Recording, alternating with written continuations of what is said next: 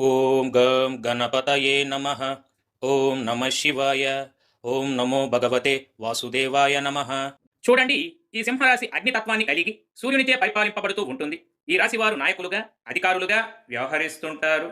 విశాలమైన శారీరక నిర్మాణము, కళ్ళల్లో తీక్షణత కలిగి ఉంటారు. వీరు మంచి పొడుగైన శరీరమును కలిగి ఉంటారు. సింహరాశి వారు కార్యశీలురు, స్వతంత్ర భావాన్ని కలిగి ఉంటారు.